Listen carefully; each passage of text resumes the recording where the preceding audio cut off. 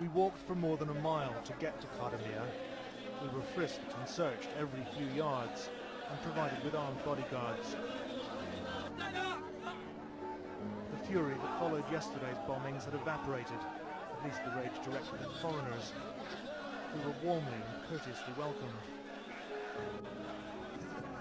The Shia inhabitants of Kadamia were, it seemed, determined to demonstrate dignity and self-control. American surveillance helicopters buzzed the crowds incessantly, but there was no US presence on the streets today. When we got within eyeshot of the shrine, thousands filled the street. In an act of defiance against the bombers, some persisted with their ritual processions, mourning of the Shia martyr Hussein, which would ordinarily have finished yesterday. Further down the street, closer to where the suicide bombers struck, they were chanting, "Your will be done, O God," and waving flags of the army of Al-Mahdi, the militia of vehemently anti-American cleric Muqtada al-Sadr. We were handed a tract by his people. It says those behind the attacks already know they failed to incite sectarian strife. Sunni and Shia Muslims will remain brothers. From the loudspeakers on the minaret, another appeal for calm from a mainstream Shia leader.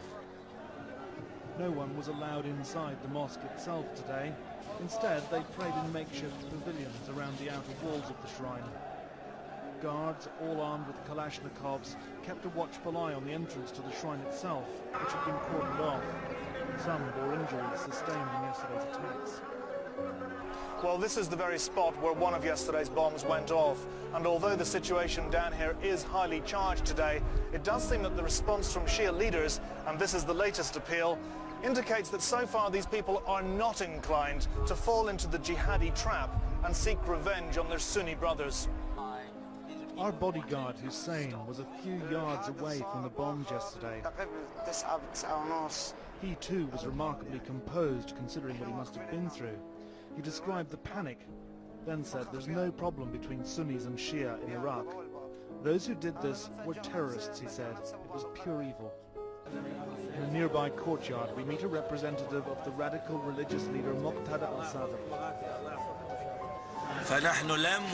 We have not had and will not have sectarian conflict here, whether it's provoked by Muslim agitators or the Americans. We are not Lebanon or Afghanistan. We are Iraq, a Muslim country where people obey the orders of their religious leaders. Round the corner, the funeral of a man blown up yesterday. The photo in his coffin showed he was someone's father, someone's husband. He was killed on the very day that Shia commemorate the martyrdom of Hussein, symbol of their centuries-long struggle for justice. The three-day mourning period has meant today's signing of a temporary constitution has been postponed. Politicians are determined that violence will not delay the transfer of power from occupation forces. They're targeting innocent civilians celebrating their festival. I have no shadow of doubt in my mind that it will fail, and it will fail disastrously. Strangely enough, when you ask the Shia about their faith, they'll sometimes quote Mahatma Gandhi at you. The Mahatma said he'd learned the art of patience until victory from Imam Hussein, the Shia martyr.